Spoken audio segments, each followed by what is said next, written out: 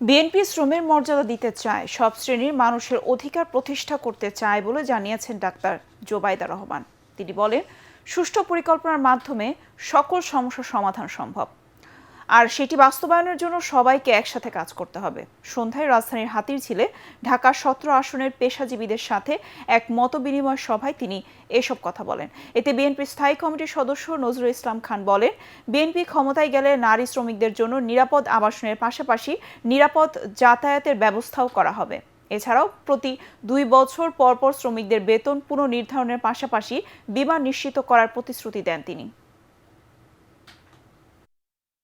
সুষ্ঠু পরিকল্পনার মাধ্যমে এই সমস্যাগুলির সমাধান সম্ভব। আমাদের রাজনীতি পরিকল্পনার রাজনীতি।